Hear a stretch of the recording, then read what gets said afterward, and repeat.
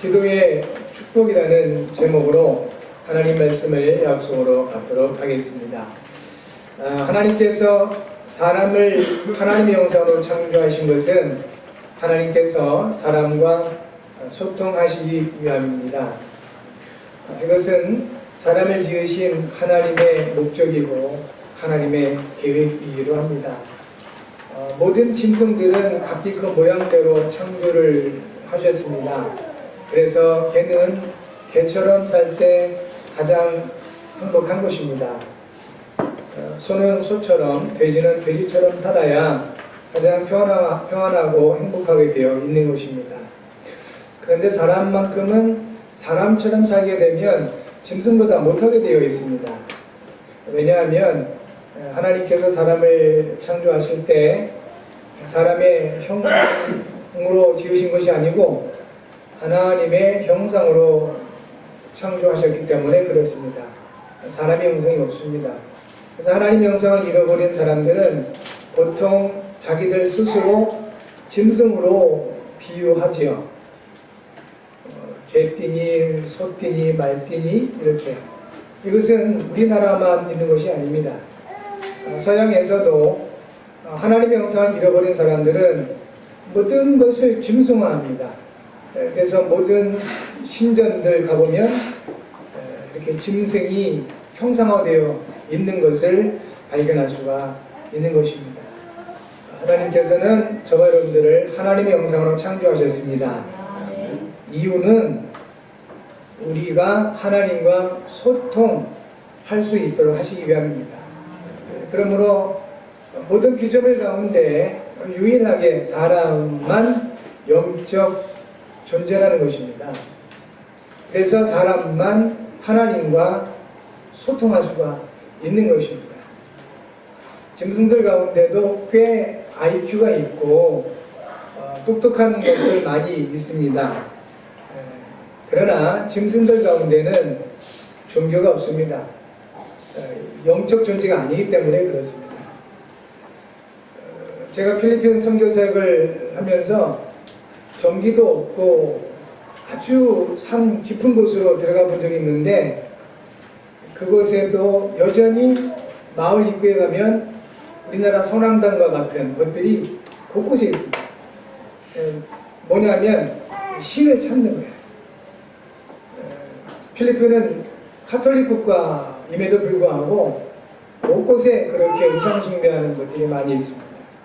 그것이 뭐냐면 하나님을 떠나버린 인간의 영적 본능이라는 것이죠. 사람은 영적 존재이고 하나님을 만났을 때 가장 평안하고 자유하고 행복할 수가 있는 것입니다.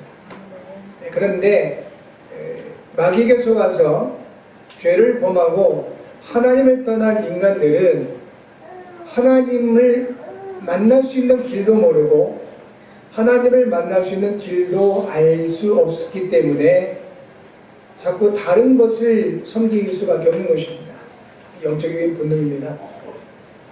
그래서 나온 것이 미신, 점술, 우상숭배입니다. 결국 경배 대상이 바뀌게 된 거죠. 하나님을 떠난 인간들은 영적인 본능으로 뭔가 하나님을 찾느라고 몸부림치다가 미신을 섬기고 점술에 빠지고 우상 숭배할 수밖에 없는데 결국 이 모든 것들을 귀신들이 받아 먹는 것입니다. 그 귀신들의 대장이 마귀요 사탄이라고 성경은 증거하고 있는 것입니다. 그러니까 귀신을 섬기면 섬길수록 우리 가운데 돈은 올 수가 있어요. 우리 가운데 세상에서 뭔가 잘 될 수도 있습니다. 그러나 잠깐입니다. 왜냐하면 귀신들은 생명의 영이 아닙니다. 귀신들은 사망 세력자입니다. 그 우두머리 마귀가 사망 권세자라고 성경은 증거하고 있습니다. 그러니까 결국 돈도 주는 것 같고 출세하게 만드는 것 같고 성공하게 만드는 것 같은데 결국 마귀와 사탄, 그 졸개들 귀신들이 주는 것을 우리가 많이 받으면 받을수록 돈을 가지고 있는 것 같아요. 성공할 수도 있는 것 같고요. 그리고 출세도 하는 것 같은데 사망 권세가 같이 들어와 버리는 겁니다. 결국 죽는 겁니다. 결국은 완전히 무너지게 되는 것이지요. 그래서 하나님께서는 우리에게 하나님을 만나는 길을 열어주신 겁니다. 사람의 힘으로는 세상의 그 어떤 방법이나 도구를 가지고서는 영이신 하나님, 창조주이신 하나님을 만날 수가 없기 때문에 하나님께서 직접 하나님을 만나는 길을 약속해 주셨고 그 약속대로 그 길을 열어주신 겁니다. 바로 메시아요 그리스도입니다. 이 메시아 그리고 그리스도는 어떠한 일을 한 직책입니다. 제가 가지고 있는 직책이 목사입니다. 그래서 제가 여러분들보다 훨씬 훌륭하기 때문에 아는 것이 많아서 또 착하니까 여러분 앞에 이렇게 말씀을 전달하는 것이 절대 아닙니다. 하나님께서 제게 주신 직책 때문에 그렇습니다. 목사라는 직책 때문에 이 시간 제가 이 자리에 서 있는 것이고 여러분에게 하나님 말씀을 심부름하는 것입니다. 메시아요 그리스도는 같은 의미인데 기름 부음 받은 자의 의미입니다. 세 가지 일을 완성하신 직책입니다. 그 첫 번째가 마귀의 일을 멸하신 참 왕된 직책을 메시아요 그리스도라고 합니다.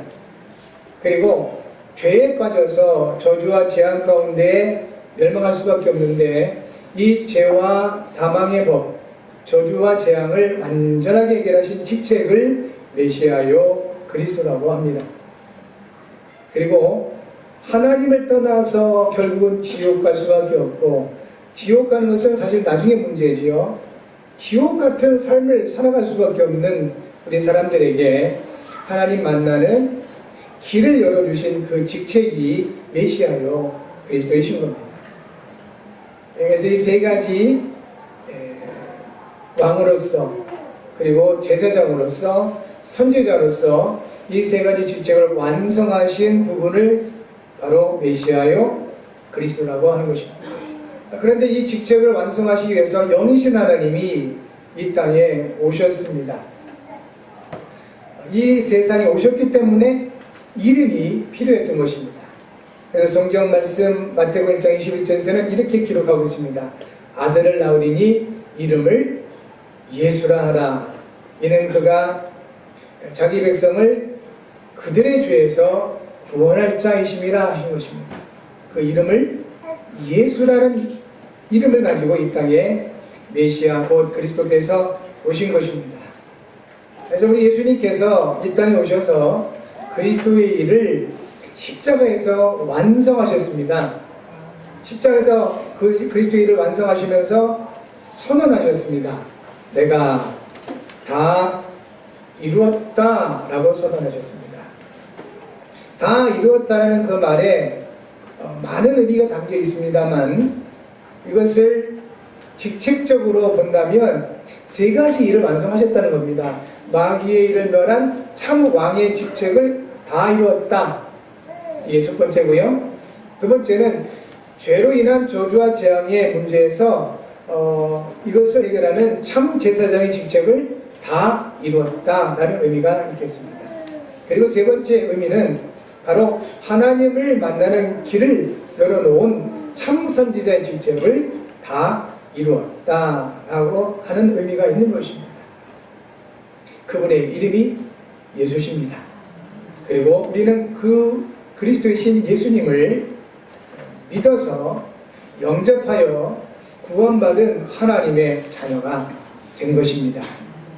우리가 이 시간 하나님 앞에 예배할 때 하나님께서는 지금도 동일하게 예수님이 이루신 참 왕의 직책을, 참 제사장, 참 선지자의 직책을 나타내 보이시게 될 것입니다.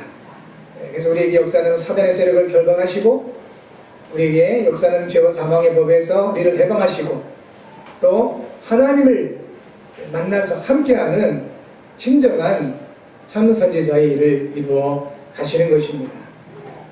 모든 예비하는 여러분들이 이 같은 하나님의 은혜 속에 있게 바라고 이 하나님의 은혜가 충만하시기를 진심으로 주의 이름으로 축복합니다. 그리스도 안에서 하나님과 소통할 수 있습니다. 소통이라는 것은 일단 연결돼야 되고 만나야 하고 함께 할 때 가능한 것입니다. 그리고 뭔가가 같아야 돼요. 함께 만나서 이야기를 하는데 만남의 목적이 서로 다르다면, 그리고 생각이 전혀 다르다면 소통이 안 되죠.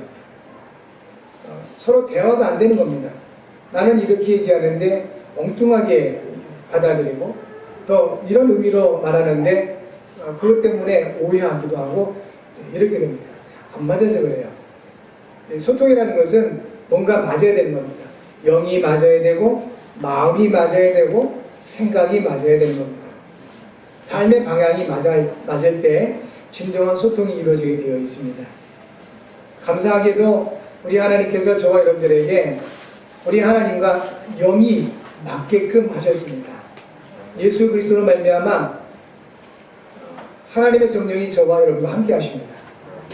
그래서 소통이 가능한 겁니다. 너무 감사하게도 우리 하나님께서 저와 여러분들에게 마음과 생각이 같게 하셨습니다. 하나님은 우리에게 언약을 주시고 우리는 그 언약을 받기 위하여 이 자리에 함께하는 겁니다. 언약 가운데 마음과 생각이 같기에 소통이 가능한 것입니다. 하나님은 저와 여러분들을 통하여 지금도 그리스도의 세 가지 직책을 나타내 보이시면서 우리 가정과 가문의 복음화, 지역 복음화, 또 세계 복음화를 이루어 가십니다. 이것이 너무 감사하게도 우리의 삶의 방향이 되게 하신 거 감사하지요. 그래서 세계 복음화의 방향을 가진 우리의 인생이 하나님과 소통이 가능하더라 하는 것입니다. 성도 여러분, 이 시간 하나님과의 소통이 깊어지시기 바라고, 하나님과 소통되어지면 사실상 모든 문제는 끝납니다. 그리고 우리 가운데 문제가 있다 할지라도 그것이 응답과 축복의 발판이 됩니다. 저는 스키나 이런 부분들을 해보지 못했습니다. 그런데 가끔 어떤 영상을 통해서 높은 산에서 스키를 타고 내려오는 거 보면 멋있다 느껴집니다. 그런데 실제로 스키를 타는 사람들 얘기 들어보면 무섭다고 그러대요. 제대로 서지도 못하고 그런 겁니다. 그러나 안 해본 사람은 그것이 두렵고 무서울 수 있지만 그 두려움과 무서움을 넘어서지 못하면 스키를 즐길 수가 없지요. 우리가 하나님 앞에 하나님과 소통하면서 그 또 하나님과 소통하는 과정 속에서 여러 가지 사단의 방해가 있을 수 있습니다. 귀신들의 역사가 있을 수도 있습니다.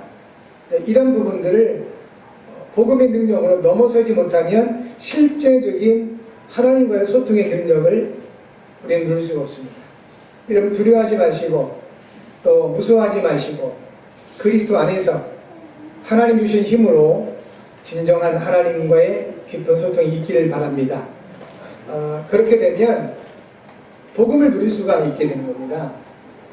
모든 문제가 우리 가운데 문제 안 된다는 말은 문제가 없다는 소리 아닙니다. 그러니까 어떤 분들이 전도하면서 예수 믿으세요? 그러면 만사가 형통합니다. 그러는데 틀린 말은 아닐 것입니다.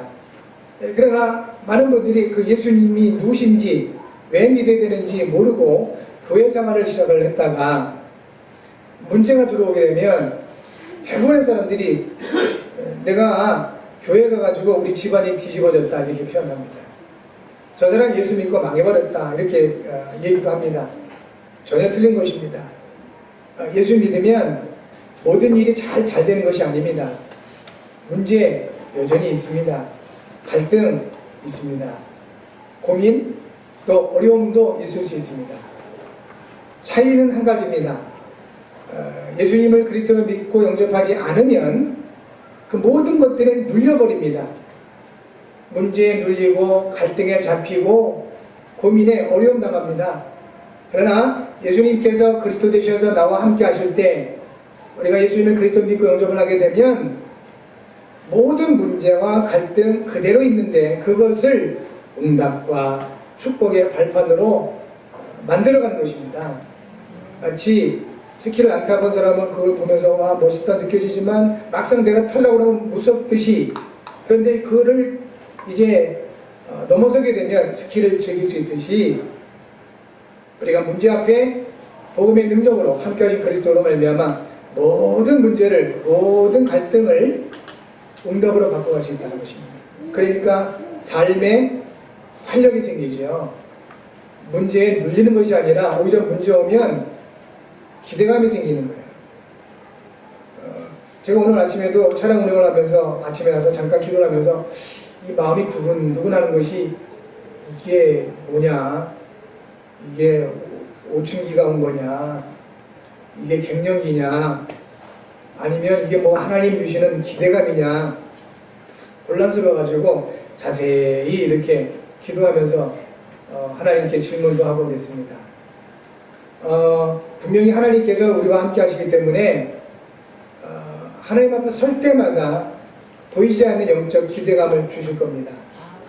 단 우리가 조심해야 될 부분들은 그 기대감을 주시는 하나님, 이거를 하나님께 반드시 이루실 것을 하나님도 아시고 우리 영혼도 알지만 이 사단이 이걸 알아요. 하나님께서 여러분에게 은혜 주시고 언약 주시고 그리고 그 언약 성취를 통하여 하나님이 받으실 영광이 있음을 마귀가 잘 아는 겁니다. 그래서 자꾸 속입니다. 자꾸 어렵게 만듭니다. 그런 부분에 우리가 속지만 않으면 되겠습니다. 사랑하는 성도 여러분, 어떤 문제가 와도 예수는 그리스도십니다. 모든 문제 해답입니다. 사람에게는 하나님과 소통하는 것이 최고의 축복인 것입니다. 이 축복을 누리게 되면 세상을 다스리게 되는 것입니다. 이것이 창세기 1장 27절, 28절의 말씀인 것입니다. 예수님께서 이 땅에서 그리스도 일을 시작하시기 전에 마귀를 멸하시고 이미 마귀의 시험을 이기시고 그리스도 일을 시작하셨습니다. 마태복음 4장 1절부터 11절 말씀이죠. 마귀가 예수님을 시험합니다. 지금도 마귀는 똑같은 것을 시험합니다. 가장 먼저 먹고 사는 것을 시험합니다. 떡 만들어 먹어라. 40일 동안 금식하신 예수님 굶주리셨으니까 배고프셨죠. 똑같이 생긴 돌을 가져다가 이 돌을 떡 만들어 먹어라. 예수님께서는 그까짓 거 쉽지 이렇게 안 하시고요. 오히려 마귀를 향하여 기록되었을 때 사람이 떡으로만 살 것이 아니요 하나님이 입으로 나는 모든 말씀으로 말미암아 사느니라. 그렇게 마귀를 물리치십니다. 두 번째 마귀가 시험합니다. 높은 그 성꼭대에 올려놓고 뛰어내려봐라.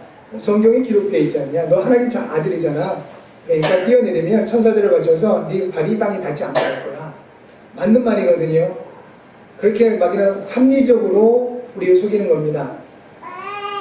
그때 예수님께서 이 마귀에게 명하시죠. 기록되었을 때 주 너희 하나님을 시험하지 말라 하셨느니라.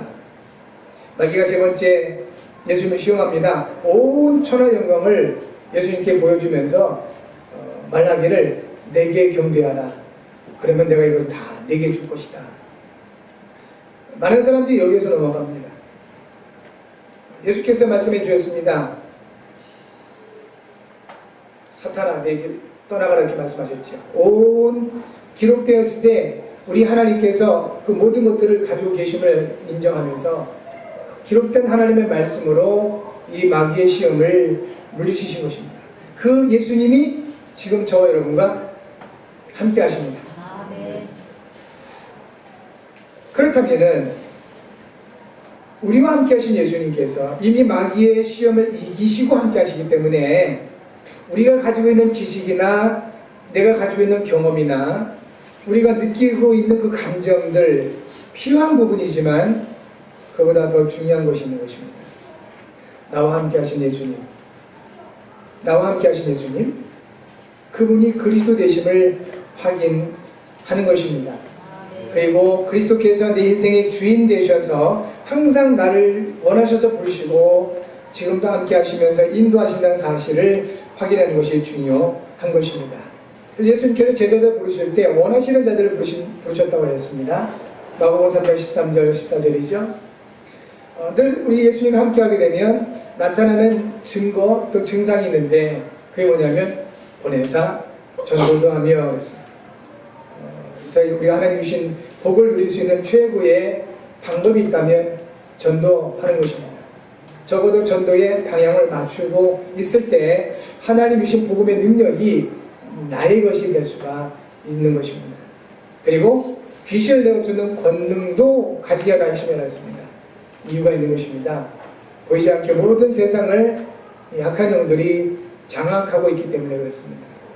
그렇다면 어둠에 잡혀있는 세상을 우리가 아무런 빛도 없이 살아가거나 걸어가려고 한다면 보이지 않기 때문에 어렵지 않겠습니까?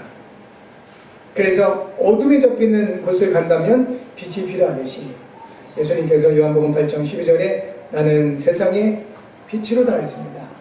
어둠의 세력자, 사망의 권세자, 이 사단이 장악하고 있는 세상을 밝히고 살릴 수 있도록 하시기 위하여 빛 대신 그리스도, 생명 대신 그리스도께서 우리와 함께 하시는 것입니다.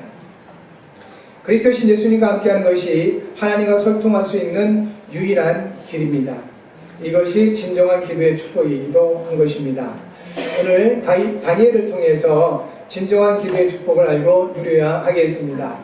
먼저 다니엘은 어릴 때 전쟁 포로로 바벨론에 끌려갔습니다.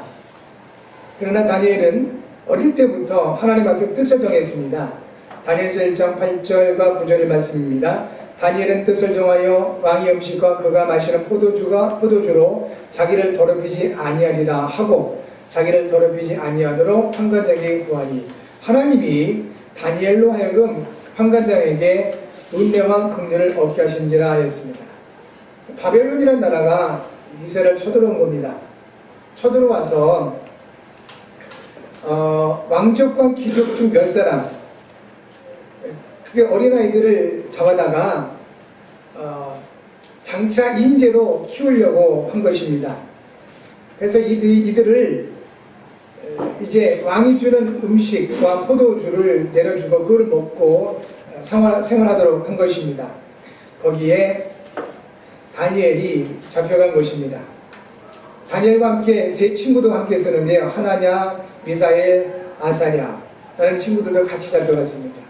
근데 이 바벨론이 이들을 잡아다가 가장 먼저 한 것이 뭐냐면 이름을 바꿔버립니다. 일제시대 때 우리 어르신들이 겪었던 거잖아요. 창씨개명. 왜냐하면 그 이름이 그래서 중요한 것입니다. 이름에 그 모든 것이 담겨있기 때문에 그걸 바꿔버린 거예요. 다니엘을 벨드사살이라고 하고요. 이름을 완전히 바꿔버린 것입니다. 그리고 왕이 주는 음식과 포도주를 내려주는 겁니다. 그럼 왜 다니엘이 이 음식을 안 먹겠다라고 뜻을 정했을까요? 그 당시 바벨론은 대제국이었고 우상숭배하는 국가였습니다. 얼마만큼 우상숭배를 심하게 했냐면 매일 신전에서 우상숭배하면서 드리는 음식들, 우리나라도 뭐 제사할 때 보면 각종 음식을 많이 만들어서 제사상에 올리잖아요. 그 신전의 음식들을 가져다가 신하들에 나눠주는 겁니다. 우상숭배 음식이에요. 그래서 다니엘은 그 뜻을 정한 거죠. 이 임금의 음식을 먹음으로 말미암아 나를 더럽히지 않겠다. 작으면서도 사실은 굉장히 중요한 뜻을 정한 겁니다. 왜냐하면 잡혀온 포로 주제에 왕이 주는 음식을 안 먹겠다는 소리는 죽겠다는 소리잖아요. 그러니까 목숨 걸고 사실 뜻을 정하는 겁니다. 그런데 하나님 앞에 올바른 뜻을 정한 다니엘을 위하여 하나님께서는 다니엘서 1장 9절에 하나님이 다니엘로 하여금 판관장에게 은혜와 긍휼을 얻게 하셨다 했습니다. 인간관계는 여기서 오는 겁니다. 여러분 사람 비유 맞춘다고 되는 게 아닙니다. 사회생활, 직장생활 그래서 어려운 거 아니겠습니까? 하나님께 여러분 중점을 주시기를 바랍니다. 하나님 앞에 올바른 복음을 위한 뜻을 정하면 하나님께서는 그 뜻을 정한 여러분을 위하여 주변 사람들의 모든 마음과 생각을 움직이신다는 겁니다. 다니엘로 인하여 환관장, 그를 관리하는 환관장의 마음을 움직여서 이 다니엘에게 은혜와 긍휼을 얻게 하셨던 것입니다. 이 같은 하나님의 은혜가 여러분에게 있기를 바랍니다. 많은 사람들이 과거의 상처라는 영적 올무에 묶여 있습니다. 그리스도 안에 있는 우리는 새로운 피조물입니다. 하나님이 다니엘에게 학문을 주시고 모든 서적을 깨닫게 하시고 지혜를 주셨으며 모든 환상과 꿈을 깨달아 알게 하셨습니다. 이게 다니엘서 1장 17절 말씀입니다. 모든 것을 주셨는데 그러면 똑똑했던 사람 아닙니까? 똑똑한 사람일수록 상처 때문에 어려움을 많이 겪어요. 나보다 더 똑똑한 사람을 용납하지 못하기도 하고 있습니다. 그런데 다니엘은 그 과거에 상처란 영적 올무에 잡혀있지 않았습니다. 지금 함께 하시는 하나님, 지금 역사하시는 그 하나님을 바라보면서 언약 속에 있는 하나님의 은혜를 누리게 됩니다. 그래서 여러분 놓치지 마시고 과거의 영적인 올무에 묶여 있지 마시고요. 그 모든 것들을 발판 삼으시는 은혜와 증거 있기 바랍니다. 여러분과 함께 하신 그리스도 안에 지혜와 지식의 모든 부하가 감춰져 있습니다.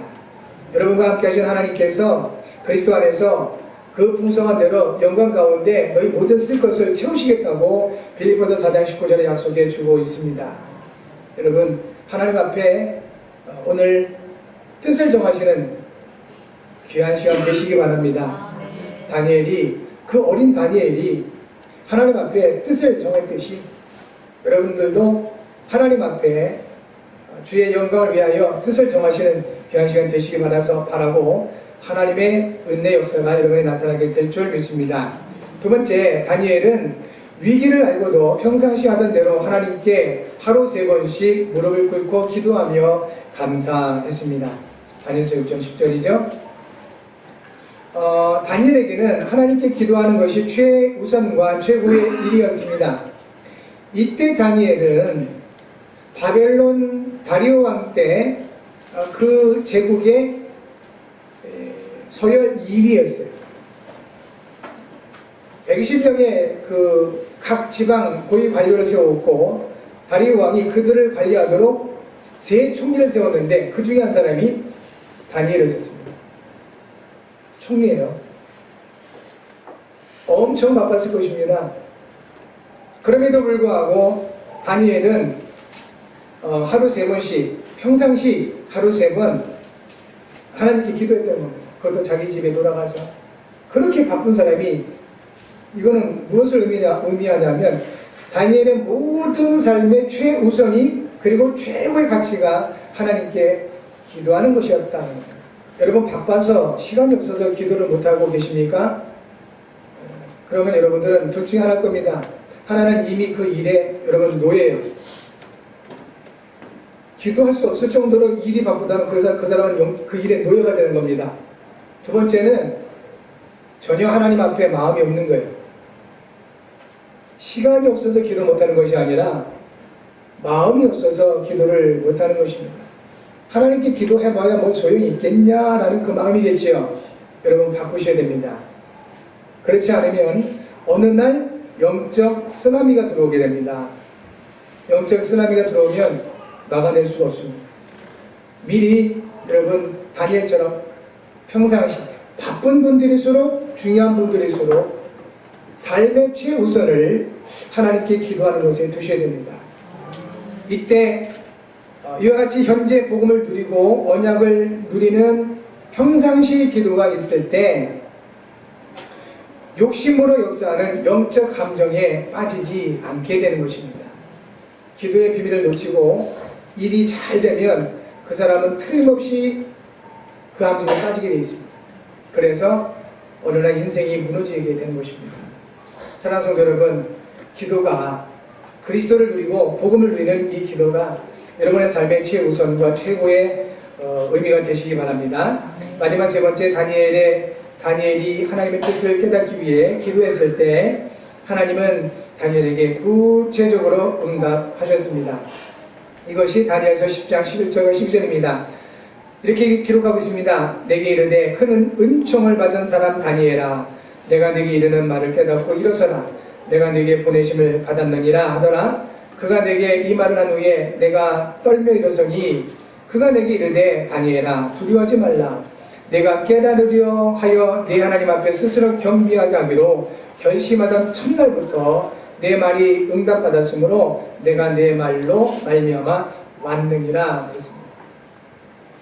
다니엘이 미래에 일어날 일들을 알 수가 없어서 하나님 앞에 기도했을 때 겸비한 마음으로 기도하기 시작할 때 이미 하나님은 응답을 천사장 가브리엘 통해 주신 겁니다. 여러분 기도를 뜻을 정하고 하나님 앞에 기도하고자 무릎 꿇는 그 순간 하나님은 여러분에게 응답하십니다. 단지 천사장 가브리엘이 하나님의 응답을 가지고 오는데 바사박 군이 막았다고 합니다. 이게 흑암세력이에요. 그러니까 하나님은 미가엘 천사장을 보내서 모든 흑암세력을 물리쳐 주시고 결국 다니엘에게 21일 만에 다니엘이 하나님의 응답을 직접 받게 되는 겁니다. 흑암이 방해합니다. 그래서 많은 교회에서 하는 것이 21일 다니엘 기도를 하는 것입니다. 이런 의미를 가지고 여러분 이번 그 부활절 집중 기도를 통하여 여러분 개인과 가정의 산업 현장의 역사는 모든 흑암 세력이 완전히 무너지게 될 줄 믿습니다. 약간만 우리가 집중하면 틀림없이 우리가 안에 그리스도가 함께 하시고 우리 하나님 자녀이기 때문에 하나님께서 역사하실 것입니다. 우리가 기도를 잘하고자 하는 것이 아닙니다. 로마서 8장 26절에서 28절까지 이같이 말씀합니다. 성령도 우리 연약함을 도우시나니 우리는 마땅히 기도할 바를 알지 못하나 오직 성령이 말할 수 없는 탄식으로 우리를 위하여 친히 간구하시느니라. 마음을 살피시는 이가 성령의 생각을 아시나니 이는 성령이 하나님의 뜻대로 성도를 위하여 간구하시느니라. 우리가 알거니와 하나님을 사랑하는 자 곧 그의 뜻대로 부르심을 입은 자들에게는 모든 것이 합력하여 선을 이루니 하셨습니다. 성도 여러분 하나님 사랑하시지요? 그래서 아마 예배하실 겁니다. 하나님을 사랑하는 자 곧 그 뜻대로 부르심을 입은 자들에게는 모든 것이 합력하여 선을 이루겠다고 말씀하고 있습니다. 기도는 나의 뜻을 이루기 위한 도구가 아닌 것입니다. 기도는 하나님의 뜻을 이루는 하나님의 방법입니다. 하나님의 뜻을 찾는 것이 미래를 위해 영적 예틀을 깨버리고 영적 세트를 만드는 것인 겁니다. 기도의 열쇠는 하나님 나라와 하나님의 의입니다. 마태복음 6장 33절에 예수님이 이렇게 말씀하셨습니다. 그런즉 너희는 먼저 그의 나라와 그의 의를 구하라. 그러면 이 모든 것을 너희에게 더하시리라 하셨습니다. 성도 여러분 이번 한 주간 매일 나의 기도 시간을 정하시고 하나님 앞에 감사하는 시간을 만들어 보시기 바랍니다. 다니엘이 하루 3번 하나님 앞에 기도하며 감사했던 것처럼 여러분 하루에 3번은 못할지언정 단 한 번이라도 하나님 앞에 기도하면서 감사할 수 있는 여러분 되셔서 다니엘에게 주신 응답대로 모든 흑암 세력이 무너지고 모든 재앙이 떠나가고 새로운 하나님의 문들이 열려지는 증거 있게 될 줄 믿습니다. 기도합니다.